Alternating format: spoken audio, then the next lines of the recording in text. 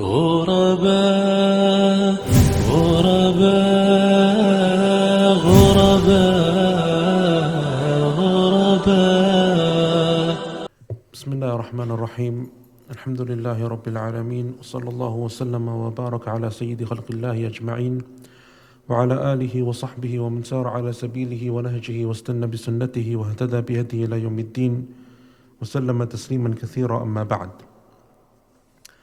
Last week when we began with this book of Shaykh Bakr Abu Zayd rahimahullah, Hilyatul Talib al-Ilm, Etiquettes of a Seeker of Knowledge, we covered two main sections. The first was the etiquettes that a student has to possess within himself or herself in order to be a successful student of knowledge. And then secondly, the way about seeking knowledge, how to go about seeking knowledge. And we kind of brushed over that very quickly, and I said that you can go back and refer to the book for more detail. And the point that we finished upon was seeking knowledge from scholars and having that connection with the scholars when it comes to learning about your religion. The next section that we're going to begin with today, and inshallah today we'll attempt to finish the book even though there's quite a lot to get through. So I'm going to skip over some of the sections, some of the points that the Shaykh mentions in his book, but you can go back to the text inshallah if you want to get further information. The Shaykh begins the next section, which is entitled The Etiquettes that the Student Has with His Shaykh. So he spoke about the etiquettes that a student of knowledge has within themselves, that they must possess. Then secondly, how to go about seeking knowledge. And that finished on the point stressing the importance of having a connection with the teacher and having a shaykh that you seek knowledge from. And now, since he's mentioned that point about having that connection with the scholars, he goes on to the section about now having the etiquettes. What are the etiquettes when it comes to that teacher and that shaykh? And so you can see the logical steps that the shaykh is taking throughout his book. So the shaykh rahimahullah mentions a number of etiquettes. The first of them is respecting your teacher, respecting your shaykh. And this is probably the most important, or probably one of the most important points that he will mention within this section. What you have and the way that you interact with your teacher, the respect that you show, the etiquette that you show, the way that you deal with your teacher. And even though after that, many a time, a person goes on and they become more knowledgeable than their teacher. There are many shaykhs around that are much more well known than their teachers. Very, very well known, much more knowledgeable, much more beneficial to the people than their teachers. So this is just the way things are, natural progression. Sometimes you're better than your teacher. Sometimes the teachers aren't even known. Many of us have had teachers that probably most people haven't heard about. If I was to mention the majority of the names of the scholars of Medina to you, you wouldn't know them. You've never heard of them. And they may be very, very knowledgeable in their fields. They're specialists in their fields. They're just not known. They're not famous.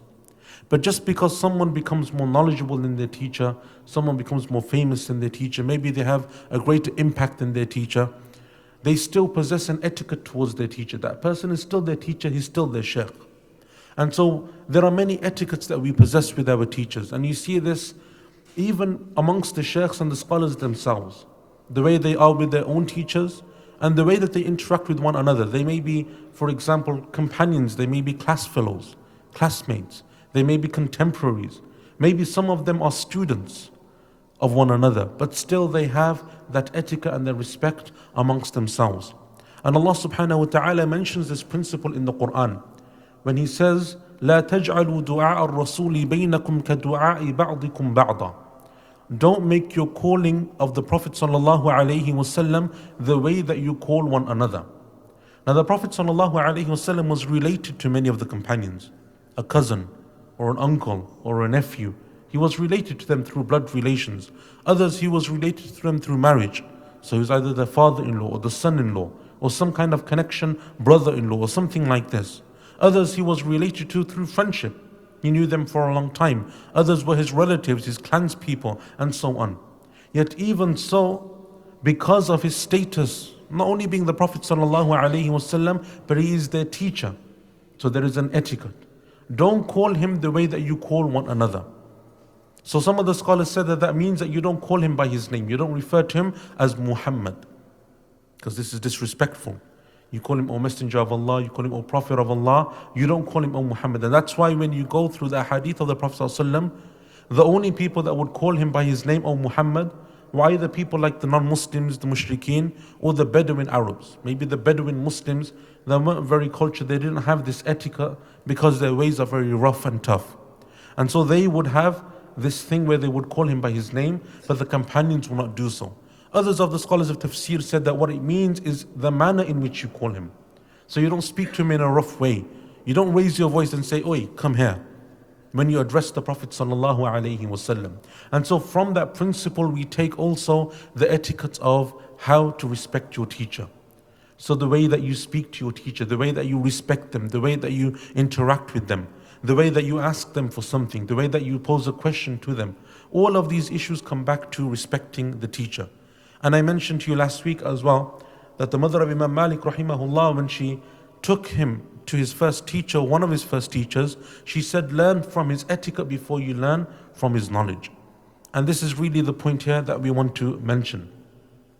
Our Shaykh Ibn Baz rahimahullah ta'ala, he was well known, and if you read his biographies, you find that he was well known for respecting not only his teachers, but even his contemporaries, even his students. So often he would go and he would have a lecture, and when it came to the Q&A, he would say to his students, you answer the questions. This is the respect that he had for his students, that he thought that they were able to take the questions of the people. Now his students would probably say no, out of respect and out of honor for the Shaykh, they would say no, but he would still say that. And for those of you that remember when Shaykh Adnan Abdul Qadir came in the summer, he mentioned a very nice example of this as well. Where Shaykh Bakr Abu Zayd, when they were on the senior committee of scholars with Shaykh bin Baz, he disagreed with him over a fiqhi opinion. But the fatwa that came out was on the opinion of Shaykh bin Baz, and Shaykh Bakr Abu Zayd signed up. He was a signatory to it, like he agreed to it, even though he disagreed. And so when he was asked about that, he said, I did it out of respect for the Shaykh. Even though I disagree, I don't teach that opinion, I don't hold that opinion, I don't give personal fatwas on that opinion. But out of respect for the Shaykh, when it came to the lajna, when it came to the committee of scholars, I didn't want to dissent against the Shaykh. I didn't want to differ with the Shaykh. Because Shaykh bin Baz was one of his teachers, rahimahumullah. And so he agreed. And he accepted the opinion of the Shaykh. And Shaykh bin Baz, rahimahullah, when his Shaykh, his own Shaykh was mentioned to him, Shaykh Muhammad ibn Ibrahim al-Shaykh, he would normally cry. This was his main teacher, his oldest Shaykh, and he was the Mufti before him. And even many years, 30, 40, 50 years after the Shaykh had passed away, Shaykh Muhammad ibn Ibrahim, his teacher, Shaykh bin Baz would cry at his name. And I've heard so many recordings when the Shaykh is asked just to speak about his life, what he remembers from him, what he benefited from him, he would bring him to tears. So this is the love and the honor and the respect. And it's true, it has to be sincere. If after 20, 30 years you still cry about the individual, it's not something which you just make up, it's not something which you just say, it's something which you actually feel. That 20, 30 years you still moved just by memory, just by remembering him, that you cry at his mention. And not only that, but also with their contemporaries. So scholars amongst themselves have this also. And so if this is the way that the scholars are with their teachers and amongst themselves, then what about us when it comes to the scholars? What about us when it comes to our teachers? And normally you find that the lack of etiquette and respect comes from us, from the lowest level, from the students. Because we haven't reached that level of knowledge, that level of fear of Allah, that level of piety, where we can interact with them in that way. But for them it's natural, they reach that level. And so Shaykh bin Baz rahimahullah would often meet with another Shaykh, Shaykh Abdullah bin Humayd rahimahullah. And he would meet with him every week and he would ask him questions. And whenever he would give a fatwa, he would send it to him. And he would say, read this, what do you think, let me know. And they were contemporaries. Simply because he wanted to benefit from him. And he wanted to benefit him. When another Shaykh, Shaykh Abdul Razak Afifi rahimahullah, another great scholar who was Egyptian but he lived in Saudi Arabia, when he said to the Shaykh that I want to come and I want to perform Hajj with you, the Shaykh became so happy and he went and he ordered all of his students, all of his workers to make provisions for the Shaykh, to make sure that he had everything that he needed. And whenever he wanted to come and see the Shaykh, he was allowed in. This is respect between the scholars and the way that they had. And I heard a very beautiful story that the last time that Shaykh al-Albani ever made Hajj, the last time I think was around the year 1410 Hijri, something like that, over 20, 23, 24 years ago. When Shaykh bin Baz rahimahullah, Shaykh bin Baz was there, Shaykh ibn Uthaymeen were there, and Shaykh al-Albani. All three of them were making Hajj and they were in Mina. And so they had a lecture where all three of them were there. And so the questions that would come to Shaykh bin Baz because he was the head, he was like in charge of the session. And if the question was about hadith, he would give it to Shaykh al-Albani to answer. And if the question was about fiqh, he would give it to Shaykh ibn Uthaymeen to answer. And if the question was about aqidah, he would answer it himself. And this is in Mina, right? In the tents, people are in Hajj. And so when it came for time for Salatul Dhuhr, everyone was there waiting, watching, wanting to see who's now going to lead the prayer. Because you got the three sheikhs all there in one place in one tent. Who's going to step up and lead the prayer? So Shaykh Ibn Baz says to Shaykh al-Albani, go and lead the prayer. Lead the prayer. Shaykh al-Albani says, no, you're the Shaykh. And Shaykh bin Baz was older than him. He said, you're our Shaykh, go and lead. So Shaykh bin Baz said to him, no. All of us, all three of us have memorized the Quran. We're equal. And you have the most knowledge of the Sunnah of our Prophet sallallahu alaihi wasallam, so you go and lead. Look at this beautiful etiquette. Shaykh bin Baz was older. He was more senior in Saudi Arabia. He was a mufti and so on. But because of his humbleness, he said to Shaykh al-Albani, Shaykh al-Albani was known to be a muhaddith, known for his love of the Sunnah and for servicing the Sunnah. So he said, you're more knowledgeable about hadith. And Shaykh bin Baz himself was a muhaddith. Even though it's a very little known fact about him, he was a muhaddith in his own right. He said to him, you're the scholar of hadith, you go and lead. And so Shaykh al-Albani went to lead, and he looked back and he said to Shaykh bin Baz, shall I read like the Prophet ﷺ would lead the prayer, or shall I make it easy for the people? And so Shaykh bin Baz said to him, no, teach us how the Prophet ﷺ would lead the prayer. Again, look at that humility. Like Shaykh bin Baz doesn't know how the sunnah is when it comes to the prayer. But he says, teach us how the Prophet ﷺ would lead the prayer. Teach us the sunnah way. And so look at this beautiful etiquette that the scholars have. Now Shaykh bin Baz didn't say, I'm the mufti, I am older, I am more senior, you used to work for me once upon a time, so on, I'm going to lead. And if he had done so, he would have been right. He had a right to do so. But look at the humility and the humbleness of the scholars when it comes to dealing with themselves. And that's why it was so beautiful that one of the things that I would see was Shaykh Abdul Muhsin Abbad in Medina, because of his senior age, because he's nearly blind, because he's a very old individual. So many times when he would come out, other sheikhs would see him, and because he needed a guide, you had to hold his hand in order to walk with him. He couldn't see. When the sheikhs would come out, other sheikhs would see him walking with the student, and they would come and they would take over. They would come, they would give him salams, they would kiss him on his forehead, and then they would take his hand and take him to his next class. Just like his students would do. This is the respect that they had. And sometimes the senior sheikhs, I remember Shaykh Shanqiti once did this. Senior sheikhs in Medina would come simply because the sheikh was much older than them in age. He's more knowledgeable probably. He has a longer service in Islam. He has more experience out of respect for them. And it's not a competition between sheikhs. That I'm bigger, or I have more students, or I have more followers, or my gang and club is bigger than your gang and club. This is the mutual respect and love that the scholars have for one another.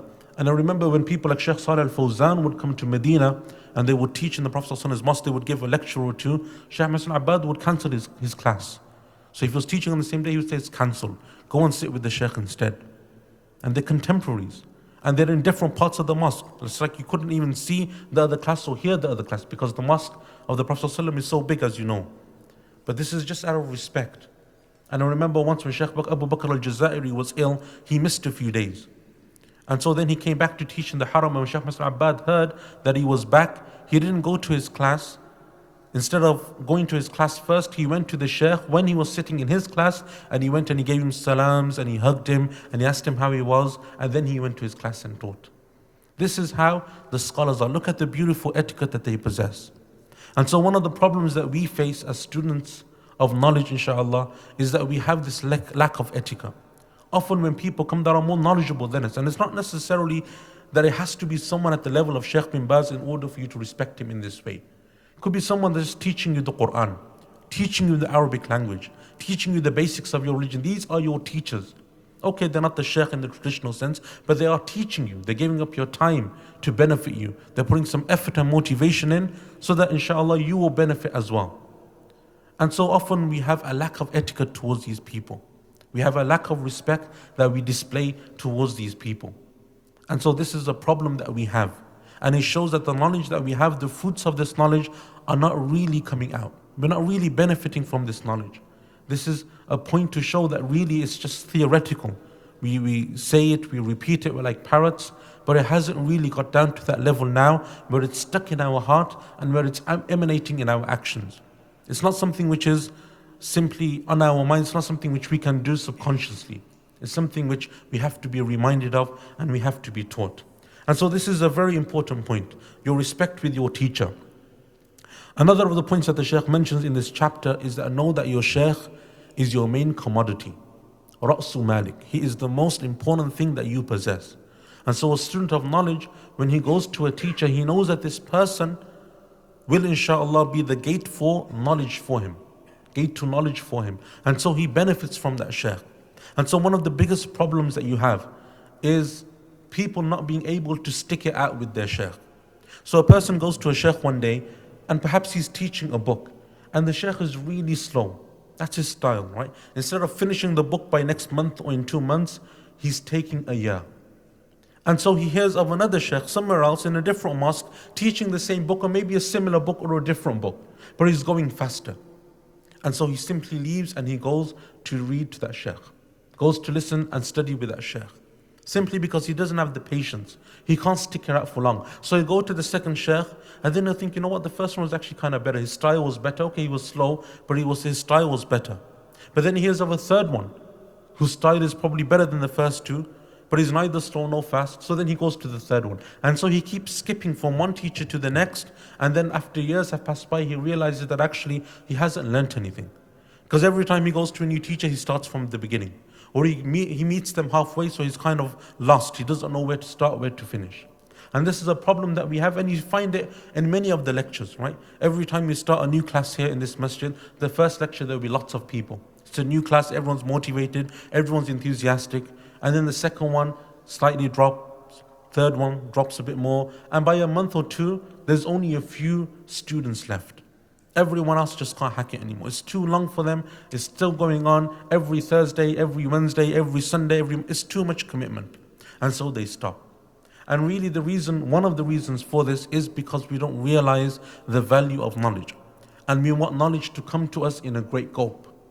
And that's why one of the things that we notice about the scholars is that they stick it out with their sheikhs. They stay with them. They may not be the most knowledgeable. And I remember one of the first pieces of advice that one of our scholars, our shuyukh, gave to us when we went to Medina was, don't necessarily look at the most knowledgeable shaykh and the most famous.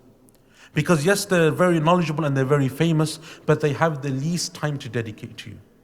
Because of the nature of who they are and their personality. They're so busy, they're so famous, they have so many demands, they have very little time. And so they may come and teach once a week, but that's about it. They won't be able to do much more for you. Whereas a shaykh who's maybe not as knowledgeable, not as famous, but he's still knowledgeable, he knows what he's talking about. That person has much more time because he has less demands. And so that person can help you. You can call them, you can speak to them. If you have questions, you can see them outside of class. They can help you much more than the greatest scholars because they're the busiest. And this is how it is. The scholars that are the most famous, that are the most knowledgeable, are always the busiest. And so it's not necessarily about just associating yourself with the most famous or having this kind of club mentality that I studied with so-and-so and everyone knows him. It's about what's going to benefit you more. And so you look at your shaykh in that way. How can you gain the most? Who is the most beneficial for you? What is the most beneficial thing for you in order for you to progress? Because that's what you want to do. As a student of knowledge, you want to progress. You don't want to go to a famous shaykh, but after 10 years, you still don't know the basics of wudu. You still can't figure out the basics of fiqh. You don't know how to pray. Someone can ask you a simple question and you're stumped. Simply because you haven't gone through those early steps. And so sometimes it's important to pick and choose someone and to look at it in a different way. And so that's the second point. The third point is and the fourth point is basically about how you interact with the shaykh when it comes to his teaching. So writing down what he says, making notes. This is something which is important, again, something which we lack. None of us are going to remember what I said tomorrow. Even I'm probably not going to remember what I said. Or next week, or in 2 weeks. And if you don't record it, or you don't listen to it, or you don't memorize it, you don't write it, then you'll forget. And that's not the way of a student of knowledge. You make notes and you learn. And likewise in the class you show enthusiasm. So the fourth point the Shaykh mentions is showing enthusiasm with your Shaykh. So you ask him questions and you listen and you think. Because sometimes the Shaykh is wrong. Sometimes the Shaykh makes mistakes. Sometimes the Shaykh thinks that that's the way it is, but he's made a mistake. And so one of the beautiful things that you find in the biography of the students of Sheikh bin Baz when they speak about Sheikh bin Baz is that he was open to this. If they thought that he made a mistake in a hadith, they were more than welcome to point it out. Ya Shaykh, you misquoted. And the Shaykh would say, no, I did not. And they'd be like, yes, you did. And then he would say, okay, go and bring the book and let us see. And then they would bring the book. And either he was right or he was wrong. And often he was right because his memory was so good. Or he would say, yes, but there's another narration of that same hadith in a different book, and so on. But the point is, it was open. And so this is how you learn. You think, you use your mind. It's not just simply that you memorize and regurgitate, but you think and then you apply. And so one of the beautiful things that people mention about Shaykh Abdullah ibn Ghudayyan, rahimahullah, who's a scholar who just passed away not too long ago, one of the senior scholars of Saudi Arabia, was that he was very good in teaching his students principles. He wouldn't just teach them like everyone else, just give them lots of information for them to memorize and then just to regurgitate. He would teach them principles and rules. And then he would expect them to deduct rulings themselves. And that's a very beautiful way of teaching, where you're not spoon feeding, but you're giving people tools and equipment. You're equipping them so that they themselves can use their brains and apply that knowledge in a practical way. Because one of the things that you'll find is that when people come and ask you a question, they will never ask you the question that you find in the book, or the way that you studied it, or what you read in the hadith. People have their own personal perspectives and slants on their issues. So the issue will be the same, but the question will be from their personal perspective. And so what you need to be able to do as a student of knowledge or as a scholar is that you take that situation and you dissect it and you find out what the actual issue is, what the essence is, and then you apply the ruling to that.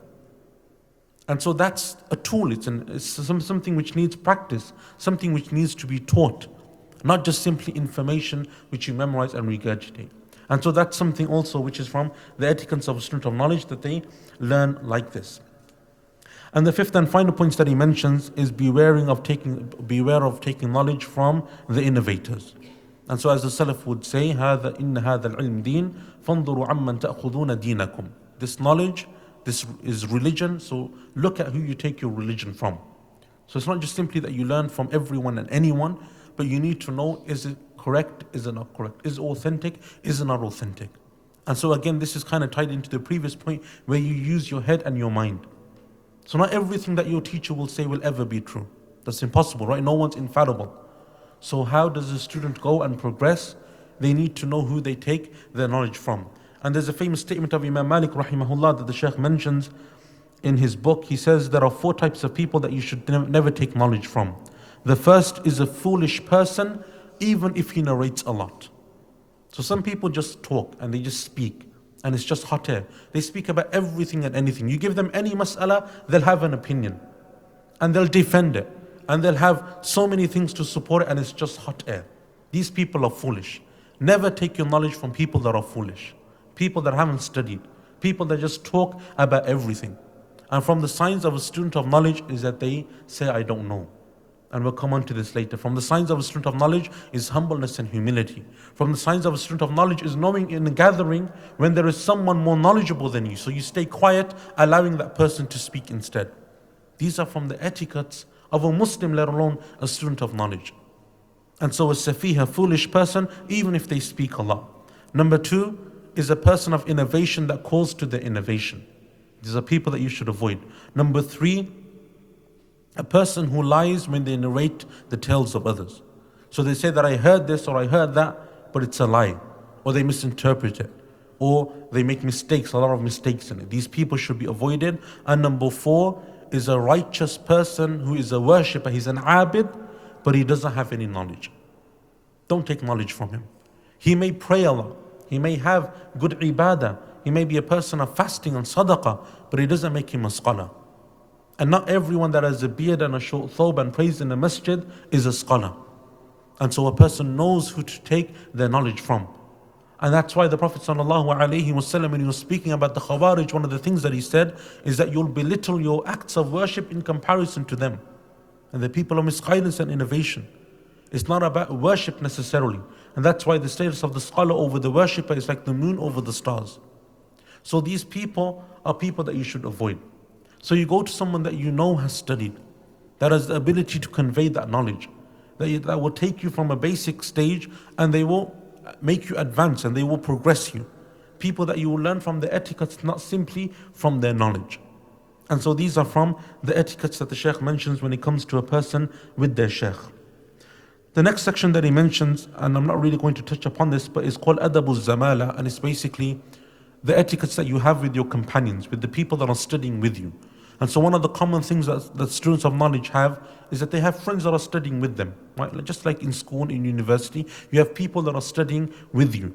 And so he gives some of the etiquettes when it comes to that as well. And inshallah, I think you can go back and read that. We won't spend any time on that. The next section that he mentions is the etiquettes that you possess when it comes to your knowledge. When it comes to your knowledge. So the Shaykh mentions, number one is that you have high determination. This is the first etiquette, that you have high determination. And that's basically that you never give up. So that point that we mentioned a short while ago of people not being able to stick it out, to attending a few lectures and then stopping, not being able to see it through. It shows a lack of determination, low determination. Whereas the student of knowledge has high determination. And normally you'll find that the scholars that are the most knowledgeable are the ones that have studied for the longest. They continue to study with their scholars. They continue to benefit from their knowledge even after many, many years. And there are students around today that study with people like Shaykh bin Baz for 40, 50 years. 40, 50 years they continue to benefit from them. If you were to go now to Medina and you go to Shaykh Abdul Muhsin Abbad's lecture, you'll find that his students that have studied with him for 20, 30 years are still sitting there. His own son, Shaykh Abdul Razak, who's a scholar in his own right, comes every day, every single day, and he sits at his father's feet. Even though he has his own chair, he's a teacher in the haram. He teaches himself at a different time, in a different place. But even so, he'll still come and he'll sit with his father and he'll listen to him. He probably knows it all. He's probably been through it all. But this is from the etiquettes. If you go to Shaykh Shanqiti, you'll find that many of his students sit there. Many of his students who are doctors and professors in the university themselves, they will come and they will sit and they will rarely miss a lecture. Rarely. Even though they've been through it all and it's a basic lecture, or he's starting from the beginning, or whatever he's doing, they will come and they will sit. Look at the beautiful etiquettes of the scholars. These are the etiquettes that a student of knowledge has to possess. And it's not easy. All of the things that I'm mentioning are not easy. They're not something which is simple. But it's something, like I said, it takes time. And it shows the level of a person's piety and the level of their knowledge when they reach that stage. When they reach that stage and they're able to do this. And so you have high determination. And when you look at the scholars that lived probably 50, 60, 70, 80 years ago, people like Shaykh Abdullah ibn Aqil and Shaykh bin Baz and these, and when it came to them studying with their teachers, at a time when there weren't no schools in Saudi Arabia, there weren't universities, there weren't colleges, there was rarely any paper to write on, let alone anything else, no email, no computers, no MP3s, no recorded lectures, no Ustream. How did those scholars go? They would go every single day and they would go to these scholars. And Shaykh Abdul Rahman al-Sa'di and these people, their teachers, the teachers of people like Shaykh ibn Uthaymeen and Shaykh bin Baz, they weren't world famous because things were different in those days. There was a time when they say that Shaykh Abdul Rahman al-Sa'di, who was the teacher of Shaykh ibn Uthaymeen, would have 5, 6 students. Sometimes people would come to his lecture and there would be no one there. It would just be him sitting there waiting for someone to come. Just waiting. And so 15 minutes after Asr, finally a student or two turn up and he begins teaching. Firstly, look at the determination of the Shaykh. It's not about numbers, it's not about quantity, it's about quality. And because he wants to teach, he'll wait. And then look at those students. They didn't come and say, there's only 2 of us here, no one turned up. This can't be a very good Shaykh. He probably doesn't know much. There's probably something wrong with him. Let us go and find someone else. Look at the way they stuck it out. And now if you read Shaykh Abdul Rahman al-Sa'di's books and you know about him, he was one of the greatest scholars that lived in this era. One of the most knowledgeable people. And Shaykh ibn Uthaymeen is one of his students. Likewise Shaykh Abdullah ibn Aqil and others. This is how they would study. At a time when studying knowledge wasn't as, it wasn't so well known as it is probably today. Now you have a lot of people that want to study. They want to go to Medina. They want to go to different places and study. Then it wasn't about anything else. It was just simply that you go and study. They didn't have aspirations to become scholars or the imams of the haram or to become judges. And I remember Shaykh Abdullah ibn Aqil, when he mentions that he was first appointed a judge at the age of 16 or 17, and he was told to go to the south of Saudi Arabia to become a judge. He was like, I can't become a judge. I'm only 16, 17 years old. You want me to become a judge? But this is how they learned. This is the knowledge that they had, that their teachers told them to become judges. Their teachers themselves are saying, you're ready. You're at that level. At the age of 17, 18 to become a judge and to deal with the issues of people.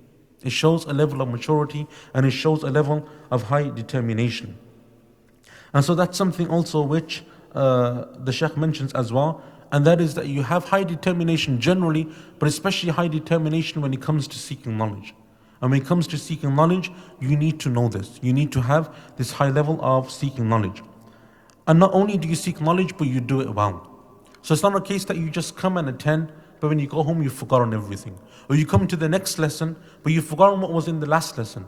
And so you're having trouble like catching up. It's like you go and you study and you perfect what you've learned and then you move on. Excellence, ihsan, is a principle of Islam. And that's why Ali radiallahu anhu, he said that your worth, the value of every person is that which they excel in. The value of every person is that which they excel in. So if you excel in something and you're well known for it, that's what people will respect you for. That's what you will be known for amongst people. That's what will be your prized possession. And then there are many other points that the Shaykh mentions as well. One of them though, that I wanted to bring to your attention as well, or two, sorry. Number one is benefiting others. So part of this etiquette of seeking knowledge is that you do it to benefit others as well. And so you go and you teach others and you advise others and you benefit them when you can. And this is also something which you see amongst the scholars. Rarely do they say no to anyone that they can benefit. And it's especially known from Shaykh bin Baz and others that they would always say yes and they would rarely say no, unless they weren't able to. So if you came to the Shaykh and you said that, Shaykh, I want you to come and I want you to give a lecture to our masjid or to our congregation or to our people, the Shaykh would say, do I have time? If he has time, he would go. If he doesn't have time, then he can't go. But he wouldn't just reject people and turn them away. It's not about just moving them away. And likewise, it was known about him that when he would go to a sitting, whatever that sitting was, it might be a wedding, it might be a funeral, it might be just a social gathering, he would come and he would always change it to knowledge. Always change it to benefiting the people. He would always do it. Sometimes people would come and they would just be reciting poetry. But he would have things to say about the poetry. Yes, it was good. Yes, it goes back to this principle of the Quran and the Sunnah. Yes, the Prophet ﷺ said this about this, and that's what you were saying in your poetry. No, what you said was wrong. It contradicts Islam, or it goes against this principle of the Sharia and so on. It's not just simply about going there, it's about benefiting others as well. So when you sit with others, you benefit them, and obviously this is based upon knowledge, right? It's not just about talking for the sake of talking, it's based upon knowledge where you can help others as well. Likewise, one of the etiquettes that the Shaykh mentions is that your safety, your safeguard in your life of seeking knowledge is the statement, La adri, I don't know. That is your exit clause. That is your get out of jail free card. La adri, I don't know. And this is why the scholars used to say that half of knowledge is simply perfecting the statement, La adri, I don't know. So when you don't know, you're saying you don't know. And when it's an issue that you're not sure about, you tell people, I'm not sure about. This is maybe what I think, but let me go and double check. And so you don't talk, you say, I don't know.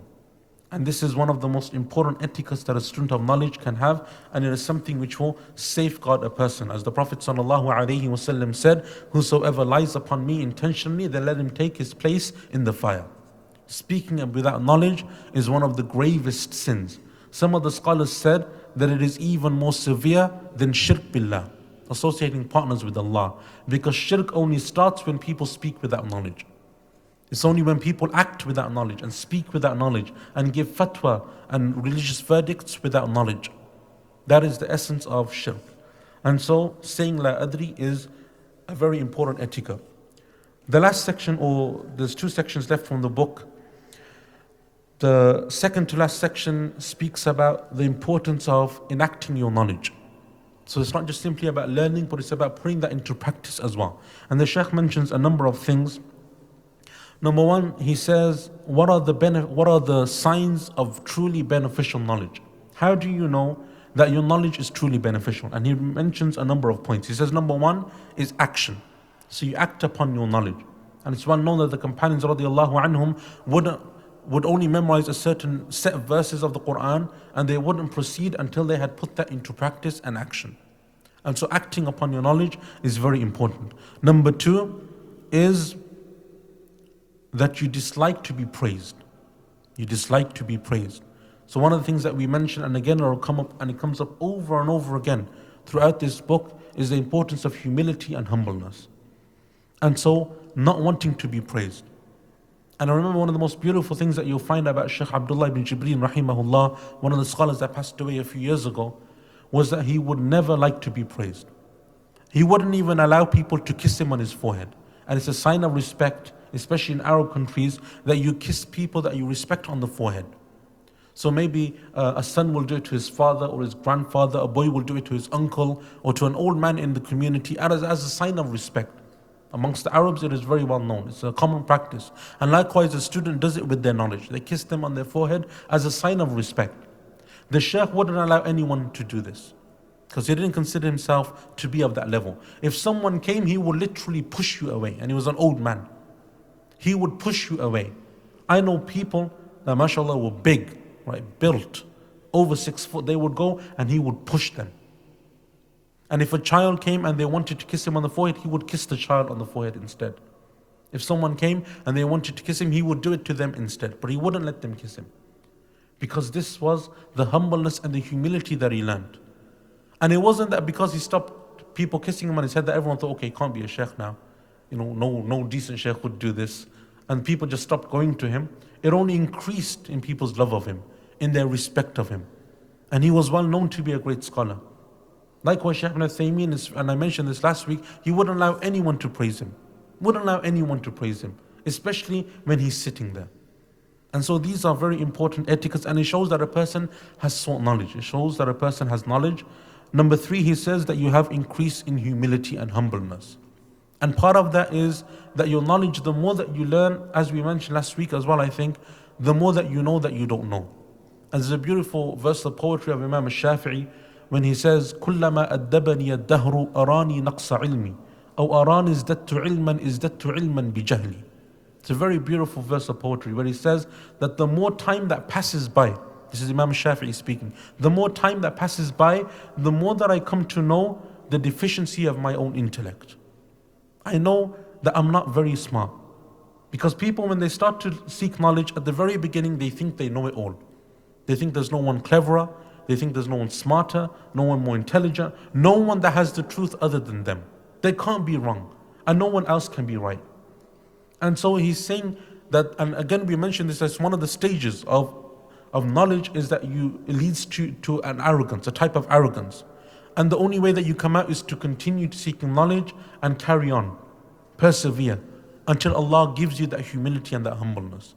And so the Shaykh, Imam al-Shafi'i rahimahullah, he's saying that as time passes by, this is what I've come to learn. And Imam al-Shafi'i is one of the greatest scholars that ever lived. I came to know that my own intelligence was deficient. And that's why you find that these scholars were never shy of changing their opinions. Never shy. If they thought that what they held was wrong, they would change their opinion if they thought that there was another opinion that was more correct. And it's famous that Imam al-Shafi'i has two madhabs. He has two opinions, al-qadim and al-jadid, the old and the new. And if you go to the madhab of Imam Ahmad, you will find that there are so many narrations from him that often contradict. Why? Because the scholars change their opinions. They have different opinions. Over time they learn more, and as they learn more, they maybe realize that perhaps that opinion was incorrect. There's a new hadith that I learned today that shows me that that opinion was incorrect. Or I learned something else that was new. And so they changed their opinion. And it's not that what I did forever was right. And that's why in that famous story, when the judges would ask Umar ibn Khattab radiallahu an, what do we do when we rule in an affair, but then afterwards we consider that ruling to be incorrect. And now we want to give in that same issue a different ruling. And so he would say, هَذَا عَلَى مَا نَقْضِي وَتِلْكَ عَلَى مَا قَضَيْنَا. Now we rule according to this, and then we rule according to that. Meaning it was okay at that time, because that was what you thought was true. That was what your knowledge gave you. But now over time, you've changed. And so from the signs of a student of knowledge, a beneficial student of knowledge, one that's successful, is that they change. that they learn new things and they change the way they are. And if you find a person that at the beginning of their study of knowledge and at the end of the study of knowledge they haven't changed anything in any of their opinions, then they're not a student of knowledge. They're not a student of knowledge because they're claiming that they always knew everything at the beginning, and that's impossible. They haven't benefited anything. And that's why you find that when people go and they learn and they increase more in knowledge, perhaps they change some of the things about the way they pray. Not the basics, but maybe some of the things. Or some of the opinions they held in zakah, or some of the opinions they held in hajj, or some of the other issues that they had. If you always stay that same way, then you're not a student of knowledge, because it doesn't make sense that you always knew everything at the beginning. And so you learn and you change. And the important thing is not to be shy or embarrassed of that change, or to think that people will frown upon you or look down upon you or criticize you for it. Because the reality is that they don't know, they haven't sought that knowledge, and they're not up to that level. But because you have, it is your duty to go back to that first point, which is action. Because if you study but you don't know and you study and you know but you don't act, then that itself is deception of knowledge. It's like you're being treacherous to the knowledge that you sought and that you learned. And so Imam al-Shafi'i said that the more that time passes by, I learn the deficiency of my own knowledge. And the more knowledge that I seek, the only sure thing that I know is that I am ignorant. Look at that beautiful statement. The more knowledge that I seek, the only sure thing that I have knowledge of is my own ignorance. أو أراني ازددت علما بجهلي. That's the only thing I know, is that I am truly ignorant. And this is obviously in comparison to the knowledge of Allah and the knowledge of the Quran and the Sunnah. It's so vast that you can't know everything. And so it humbles you and it gives you humility in front of Allah subhanahu wa ta'ala. The fourth point that he mentions is that you run away from fame. That you run away from fame. From the signs of a scholar and a student of knowledge is that they don't want to be known. They don't want to be the judge. They don't want to be the scholar. They don't want to be the mufti. They run away. And there are many examples of this, of Imam Malik and Imam Abu Hanif and others that were punished, literally lashed and flogged because they refused to become judges, or they refused to take positions of leadership and power. They would run away from this. And obviously there's more detail to it than this. It's not just as simple as that. But the point is that a person avoids this to the best of their ability. Now that doesn't mean something which many people, which I call and which many other people that I know call, a sense of false humility. What's false humility? False humility is when you can benefit people and you don't. When you're the best person to teach and you still don't teach. When there's no one else and you still say no. Now it is your responsibility. As Yusuf alayhi salam said in the Quran, اجعلني على خزائن الأرض إني حفيظ عليم. Make me the guardian of the treasures of your land. I am trustworthy and I will preserve it for you. He was the best person there. And so false humility, and it's a trap of shaitan, is when shaitan comes to people and he says, you're not worthy. You should be humble. You should show humility. Don't teach, don't benefit, don't do anything. Stay at home, lock your door and don't do anything. This is a sign of false humility. Because part of action and part of knowledge is that you spread it. Part of knowledge is that you spread it. And so one of the basic things is giving da'wah to the knowledge that you have. Calling, ordering the good, forbidding the evil, enacting your knowledge. And so one has to be careful of being balanced. You don't go to the level of where you seek out fame and you want to be famous and you want to have lots of TV channels where you have programs and so on. But at the same time, it doesn't lead you to the other extreme of false humility where you don't want to benefit anyone and you don't want to teach anyone and you don't want to be known at all, especially when there is a need for you. Another etiquette that he mentions in this is that you leave off claiming to have knowledge. You leave off claiming to have knowledge. And that doesn't just simply mean that you stand there saying, I am knowledgeable, I am a shaykh. But what it means is also in your action. So if in a sitting you find that someone is always talking, doesn't have to say that I'm a scholar, he doesn't have to claim to be a shaykh. But that very action shows that he has this, that he claims to know everything, speaks about everything that comes to him. And there are people like this, unfortunately, that will speak about everything. And as the scholars said, were these issues to be put to Umar, he would have gathered the people of Badr for it. Meaning the major companions, the most senior companions, he would have asked for their advice because of the issue and the gravity of it, and speaking about the religion of Allah without knowledge. And so it is again a trap of shaitan. And shaitan will come to us by many ways and in every way, shape and form. And he will come to us and he will say that this is part of arguing, a good arguing or a good debating, learning and researching about your knowledge. It's about asking questions, it's about learning more. You're seeking knowledge by doing this. And really it's a deception of shaitan.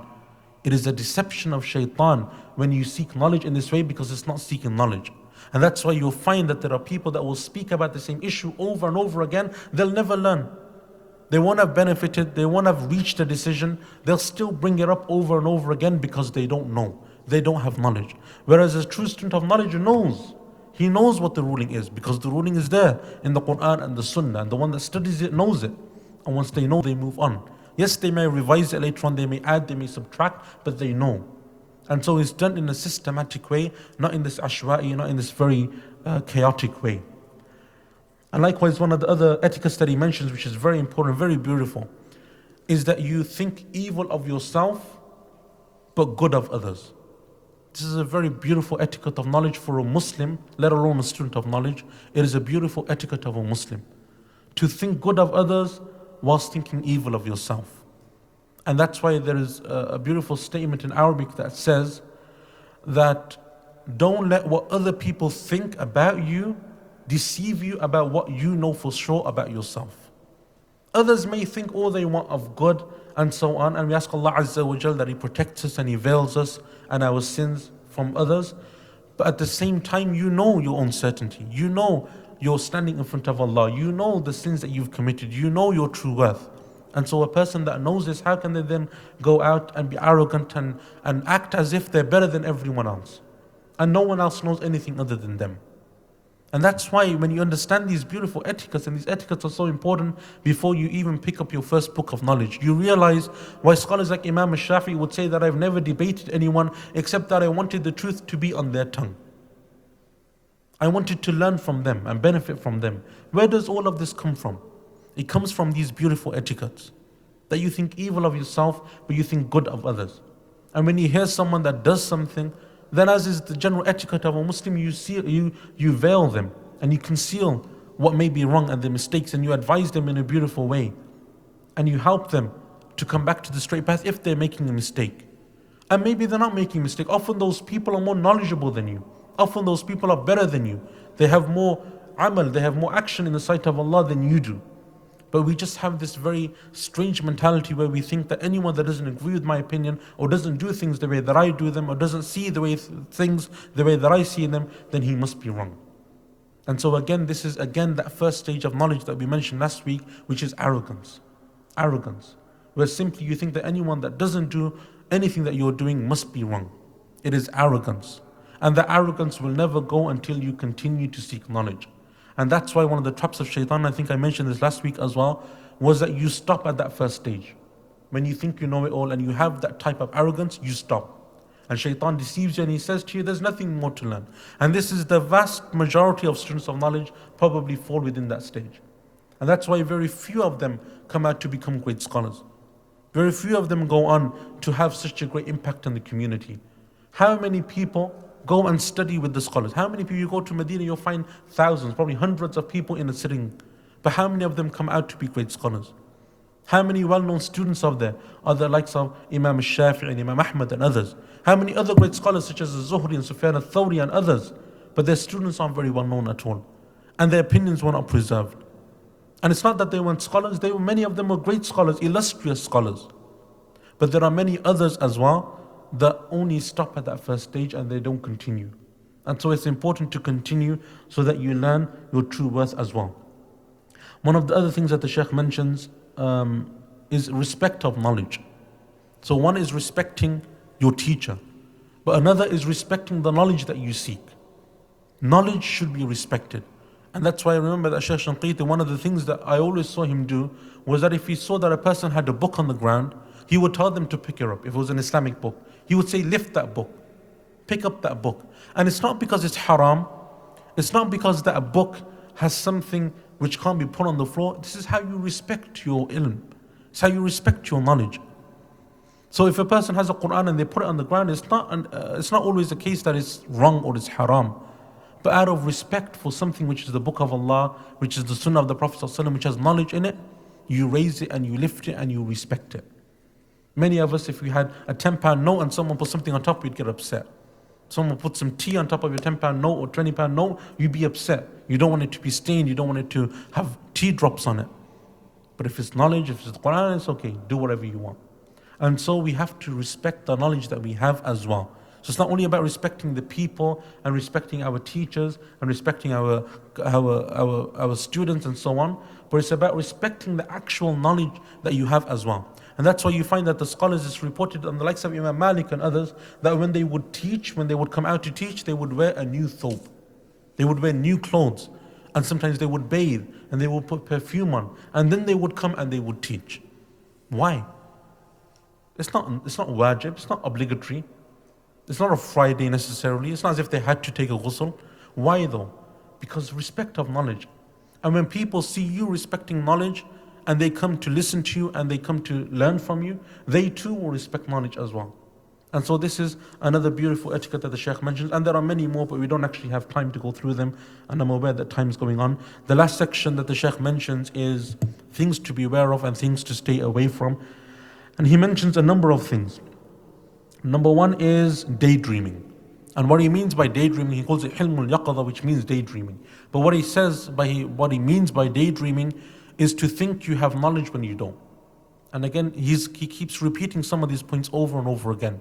The importance of not thinking that you know everything, of not thinking that you have knowledge when in reality you don't. Another thing that he warns against is those 3 stages of knowledge and of being stuck in the first. So we said last week as well that the 3 stages of knowledge is first, arrogance. And number 2, humility and humbleness. And number 3, knowing that you don't know anything. Those are the 3 stages of knowledge that the scholars mention. And so he says, beware of being Abu Shibr, the father of the first one. Being stuck in that first one. And that's why you find that the greatest scholars are always the most humble. They're always the most humble and they always have the most humility.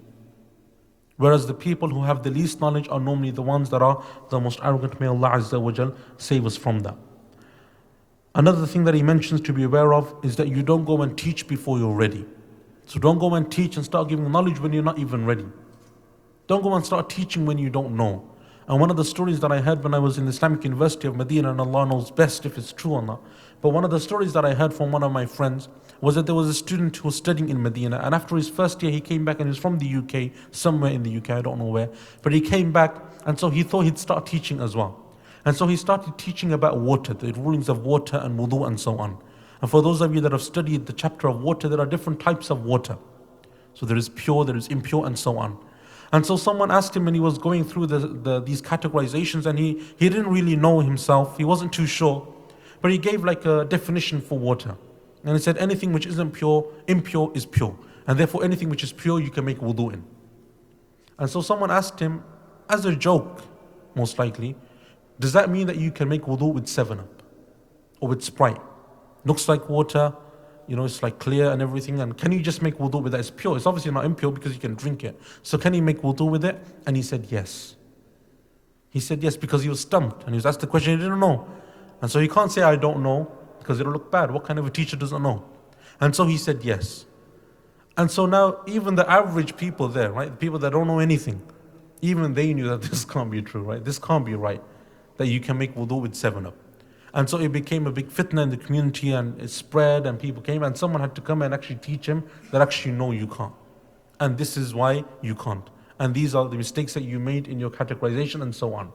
And so teaching people or giving fatwa or coming out before you're ready, before you have that level of knowledge, that's also something to be aware of. And then he mentions many other things as well. From them is that you don't have enmity towards anyone, you don't think evil of anyone, you're not someone that jokes a lot so that people don't take you seriously when it comes to anything that you say. Likewise, the way that you should react with someone that differs with you. So if someone differs with you, the etiquette that you have, especially if it's in one of those issues where you're allowed to differ, where there is differences of opinions, genuine differences of opinions amongst the scholars, sometimes amongst even the companions radiallahu anhum. And so as Imam al-Shafi'i would say, or as one of the scholars said about Imam al-Shafi'i, I've never seen anyone more intelligent than al-Shafi'i. We would differ on an opinion, and then he would come to me and he would say, our differences shouldn't cause us to disunite. It shouldn't cause us to have enmity towards one another. Can't we still be brothers even if we differ on certain issues? And obviously these are issues of fiqh and not issues of aqeedah and belief and so on. And so then he mentions a number of other things as well, which I'm not going to go through because we don't have much time. But these generally basically is the outline of his book and many of the etiquettes that he mentions within his book. And so in conclusion, I want to mention a couple of points. Number one, the importance of learning these etiquettes. And by learning them, I don't mean that we just take notes of them or that we just listen to them, but we actually enact them as well. And these are the etiquettes that we should have with ourselves when it comes to our sheikhs and our teachers, when it comes to teaching people and when it comes to respecting the knowledge that we have and the things that we should be aware of as well. And if a person has these etiquettes of knowledge within their mind, at the forefront of their minds when they seek knowledge, they will find that that path will become easier and that Allah will bless them in that path. And they will find that their knowledge is much firmer and it has more barakah and blessing in it. And they will progress a lot more and a lot easier and a lot quicker. And Allah Azza wa Jalla will bless them because they will be true with Allah. And if you're true with Allah, then Allah will be true with you. Allah will reward your sincerity and He will reward your piety and He will reward your determination. Because anyone that wants the light of Allah doesn't get that light by sinning or by disobeying Allah or by disrespecting the knowledge that Allah has revealed. But if you want the light of Allah, then you display this etiquette of Allah. And as Allah Azza wa Jal said, أَنَا عِنْدَ ظَنِّ عَبْدِي بِي, I am the way that my servant thinks of me. And so one of the last etiquette that I will mention, that the Shaykh mentions as well, and is very important and the one that the vast majority of us forget, he says, صِدْقُ اللُّجُوءِ إِلَى اللَّهِ, that you're true in turning back to Allah. All of this, everything, the etiquettes of knowledge, all of the knowledge that you learn, the Quran, the Sunnah, everything, it should strengthen your connection with Allah. So you go back to Allah. And the first thing that you do is you make dua to Allah. Ask Allah Azza wa Jal that He makes you a student of knowledge, that He allows you to have and possess these etiquettes of a student of knowledge, that He makes you someone that can lift ignorance off of yourself and off of others. And so these are many things that we should be making dua for every single day. And the Prophet ﷺ would often make dua for things like this. Allahumma inni a'udhu bika min ilmin la yanfa' wa qalbin la yakhsha wa 'aynin la tadma'. That, oh Allah, I seek refuge in you from knowledge which is unbeneficial and a heart that doesn't have piety and eyes that don't shed tears. These are things that we seek refuge from, and we ask Allah that He gives us beneficial knowledge, as Allah says, وَقُلْ رَبِّ زِدْنِي عِلْمًا. So we make dua. And one of the best ways to make dua, especially for a student of knowledge, is to pray the night prayer. To pray the night prayer. And I know it's very difficult for many of us, myself included, to pray the night prayer. But one of the ways to come around this or to get out of this is that you pray it before you go to sleep. Even though it is best to pray in the third part of the night, the last third, it is allowed for you to pray it before. So if you know you're not going to wake up, then pray it before you go to sleep. 11, 12 o'clock, pray as much as you can. So it is allowed for you. And inshallah, even that will have some blessing in it. And Allah will reward you for it. And when He sees your sincerity, Allah will allow you then to pray Qiyamul Layl in the last third of the night as well. And so we return back to Allah. And that knowledge always goes back to Allah. It stems from Allah, it goes back to Allah. And when we seek knowledge, we ascribe it to Allah. And so the most important etiquette that all of this should bring about, all of our knowledge, all of our etiquettes of seeking knowledge, and the process of seeking knowledge itself, is that we strengthen our connection with Allah. It brings us closer to Allah subhanahu wa ta'ala. And Allah Azza wa Jal makes us from amongst those people that have knowledge. That Allah Azza wa Jal blesses us and makes us from amongst those people that have knowledge. Ask Allah Azza wa Jal that He benefits us from that which we heard, that He gives us beneficial knowledge and He gives us righteous action, that He makes us from amongst those people who, when we hear the words of the Quran and the Sunnah, then we take them in the best way and we act upon them. هذا والله أعلم وصلى الله وسلم على نبينا محمد وعلى آله وصحبه أجمعين. Inshallah, this is going to be the last lecture. Next Sunday is probably going to be Eid, so obviously there won't be a lecture then.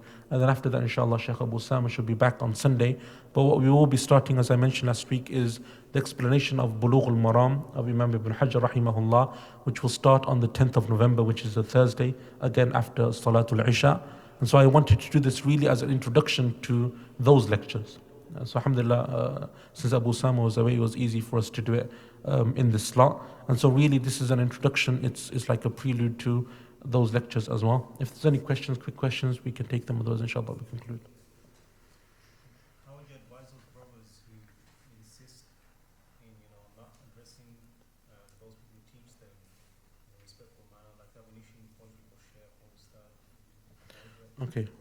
What is my advice towards people who have an issue with respecting their teachers and calling their teachers sheikh and so on? I think it's not necessarily that people always disrespect their teachers when they don't do so. It's often that people have a confusion over this issue.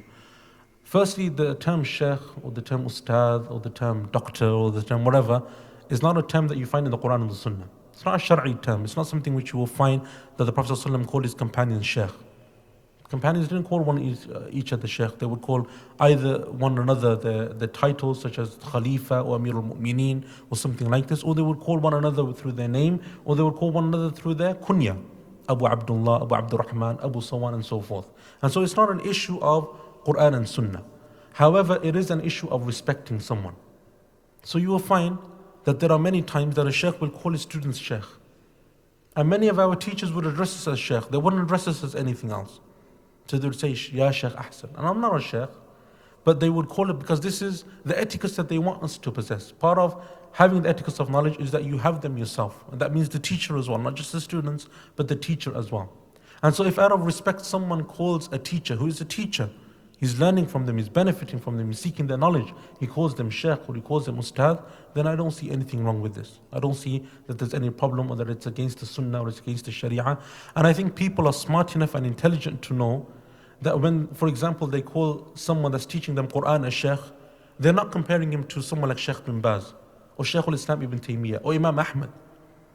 People know the difference, right? Someone that's teaching you Quran and he's teaching you how to read Ep.2 and you call him sheikh, that doesn't necessarily mean that you're now equating him with the likes of Shaykh bin Baz and Shaykh ibn Taymiyyah. And so people need to use their intelligence. And sometimes we make trivial issues mountains and we make them into really big deals when they're not really a big deal. And so if you have someone that's knowledgeable, someone that's studied, someone that you're seeking knowledge from and you call him sheikh, then I don't see any problem with this. And I ask Allah Azza wa Jal that He guide us to that which is true. Wallahu ta'ala alam. Anything else? Yeah, very quickly.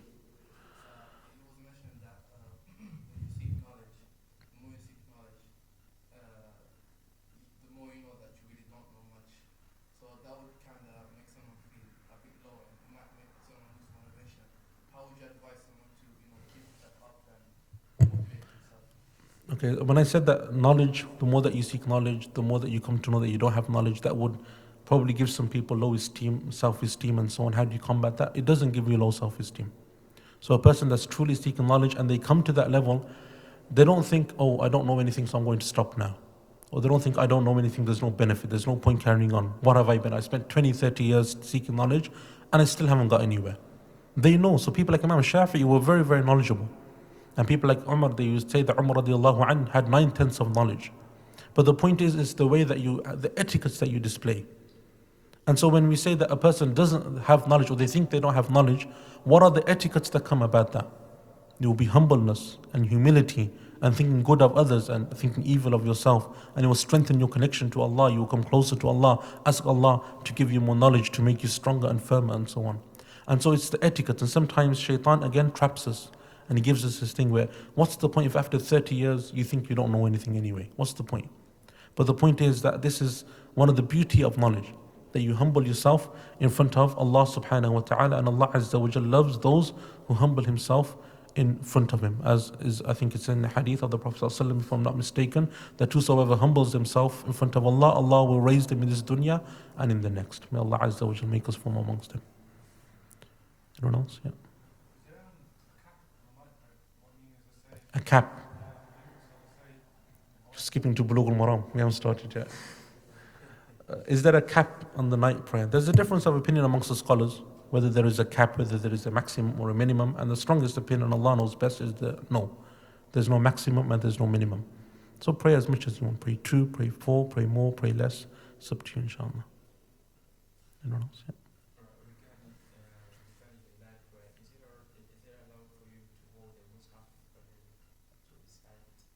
Sorry, in night prayer, to pray with the Quran open?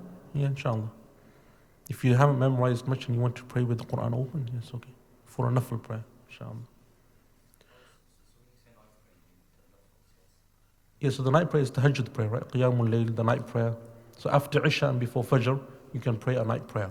So before you pray your witr, you pray as many rak'ahs as you want. Before witr, yeah. Okay, inshallah, we conclude there. Wa sallallahu ala nabiyyina Muhammad wa ala alihi wa sahbihi ajma'in.